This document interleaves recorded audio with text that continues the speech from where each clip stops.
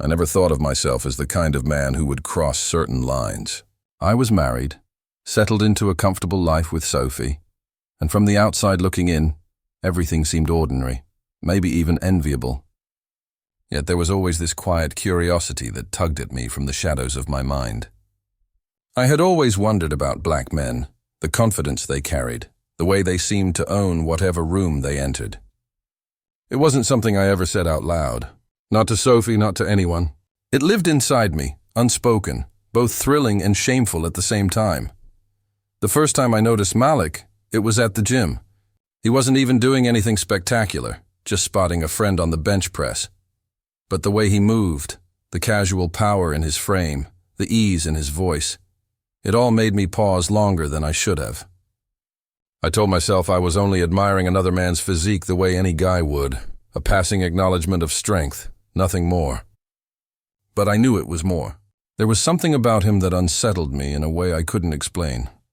Months later, Sophie and I attended a small housewarming party thrown by one of her co-workers.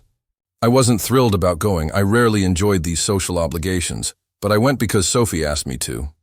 And then, in the middle of the kitchen, surrounded by laughter and clinking glasses, there he was again. Malik. The same man from the gym, though I hadn't even known his name then. He and Sophie hugged like old friends, and when she turned to introduce me, I forced myself to play it cool. "This is my husband, Ethan," Sophie said, beaming as though she was proud to show me off. Malik's hand was warm when it closed around mine, his grip firm but not overbearing. "Good to finally meet you," he said, his voice smooth, deep, carrying that same casual power I remembered. Our eyes locked a second longer than necessary. He smiled, and it was the kind of smile that stayed with you even when you looked away. I tried to keep the conversation polite, sticking to safe topics. But the way he leaned slightly closer when he spoke, the way he laughed at my awkward jokes as if they were actually funny, it unsettled me. I could feel my pulse quicken in his presence, and I hated that I couldn't just shut it off. Later that night, when Sophie and I got home, she went straight to bed, exhausted from the evening. I lay beside her in the dark, my mind buzzing. I thought of Malik's voice, his smile, the way his hand had lingered just a little when we shook. I hated myself for replaying it. I told myself it was just a harmless fascination, nothing more. But even as I closed my eyes, I couldn't escape the image of him. Weeks passed and life settled back into routine. Sophie busied herself with work projects, dinners with friends, the little rhythms of our marriage. I went through the motions, but inside that quiet curiosity kept growing. I started noticing Malik more often, at the gym again, sometimes grabbing coffee near the office. Each time he would greet me with that easy confidence, and each time I felt my defenses weaken just a little. One evening, Sophie casually mentioned that Malik had asked about me. "He said you seemed like a nice guy," she told me over dinner, completely unaware of what those words did to me. I nodded, trying to appear indifferent, but my stomach flipped. The thought that he had thought of me at all sent a strange thrill through me. When Sophie announced she'd be gone for the weekend to visit her sister, I felt relief at first. Some quiet time, space to breathe. But the silence of the house felt heavier than I expected. On the second evening alone, as I sat scrolling absently through my phone, a message lit up the screen. It was from Malik. "Hey, you around? Thought we could hang out, grab a drink or something." My heart raced. I stared at the message for what felt like forever. It was casual, innocent even, but I knew it wasn't just casual. He could have reached out to anyone, but he had chosen me. My thumb hovered over the screen, torn between the husband I was supposed to be and the man I was slowly realizing I might want to be. I typed back before I could overthink it. "Yeah, I'm around. When?" The three dots appeared almost instantly, as though he'd been waiting for my reply. Malik showed up an hour later, dressed casually in a fitted t-shirt and dark jeans that made his frame look even more imposing. I tried to play it cool, offering him a drink as though this were nothing more than two friends catching up. But my hands betrayed me, trembling slightly as I poured whiskey into glasses. I kept telling myself it was just a drink, just a conversation, but I already knew the lie in that thought. The air felt heavy the moment he stepped inside, charged with something neither of us was naming.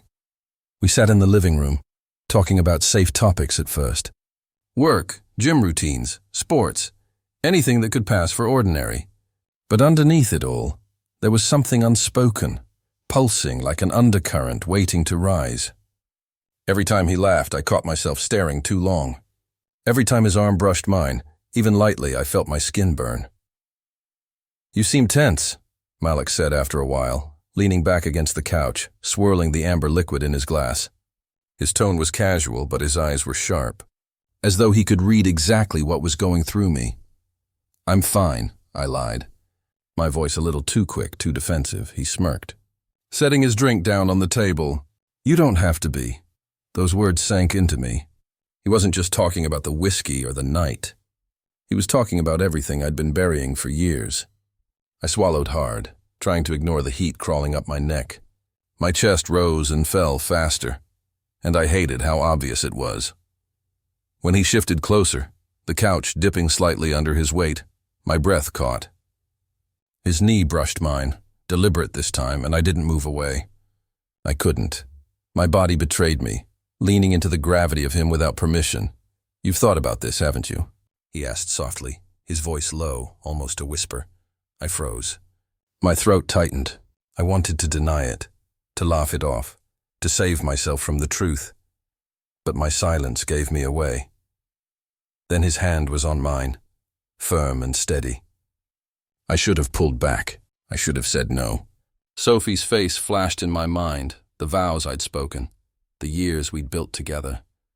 But those images were fleeting, drowned out by the electric shock of Malik's touch. Before I knew it, he leaned in. His lips brushed mine, tentative at first, as though giving me one last chance to refuse. But I didn't. The moment stretched into something irreversible. And then I was kissing him back hungrily, desperately, as though I'd been waiting all my life for that single moment. The taste of whiskey lingered between us, the heat of his breath fanning across my skin. My heart pounded in my chest, a mix of fear and exhilaration. His hand slid to the back of my neck, pulling me closer, deepening the kiss until I was drowning in it. When we finally broke apart, both of us breathing hard, I couldn't meet his eyes. "This is wrong," I muttered, though my body screamed the opposite. "Feels right to me," he replied, his voice steady, his gaze unwavering.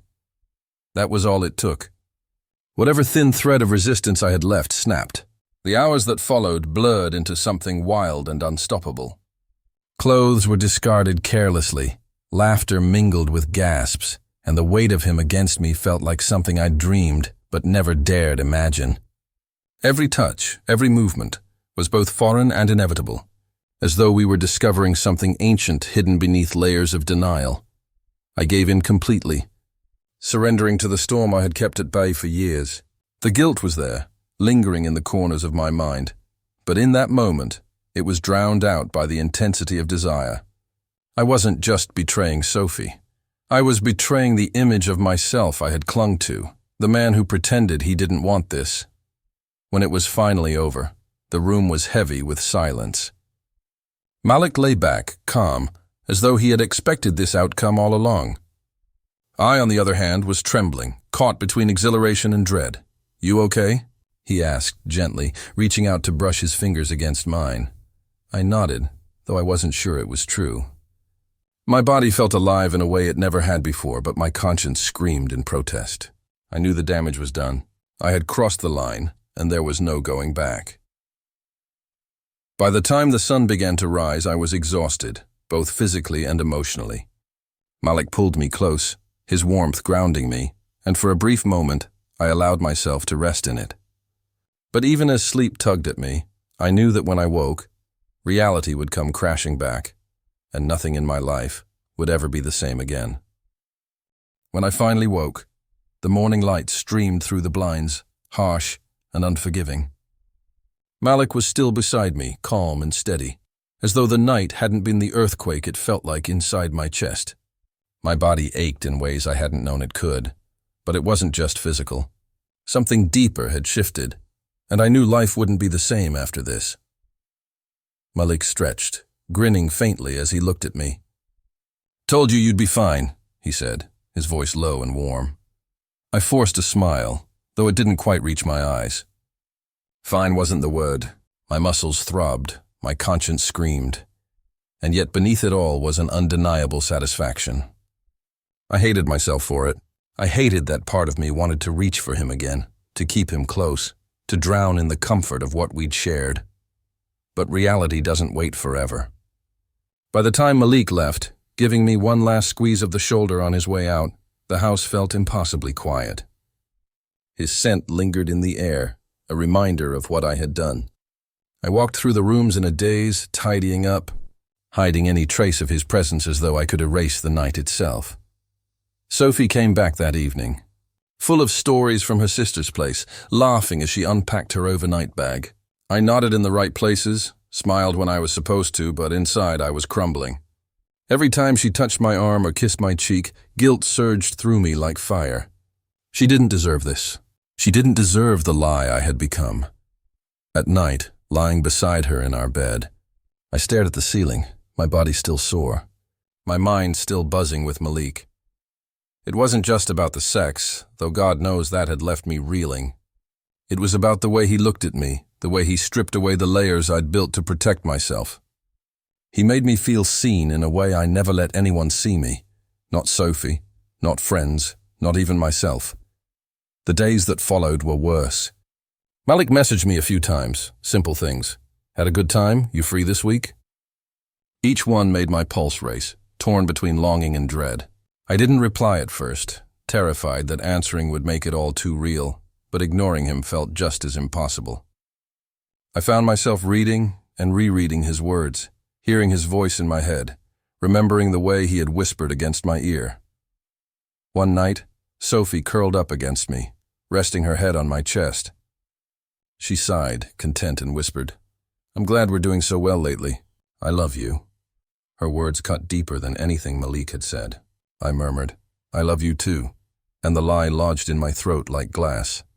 I did love her in a way, but I also knew that what I felt for Malik wasn't just lust.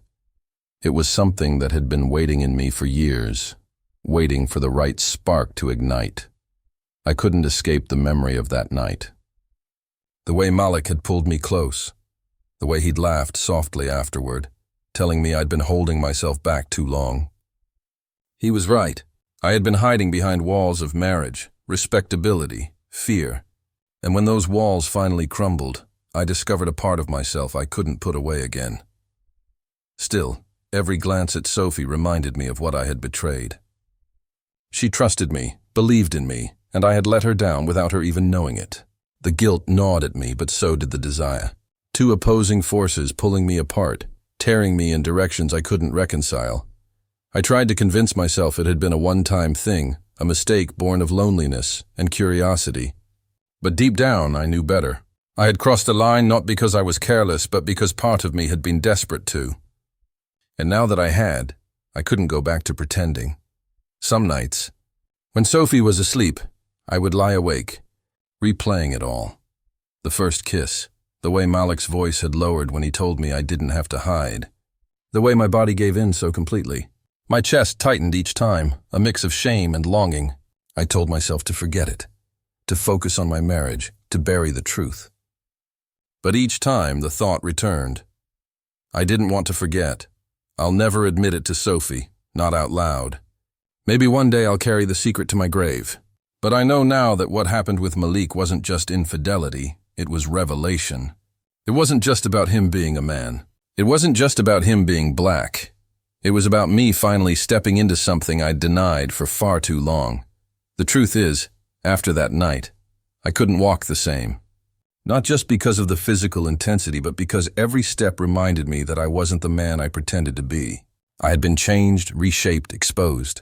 And no matter how hard I tried to go back, part of me knew I didn't want to.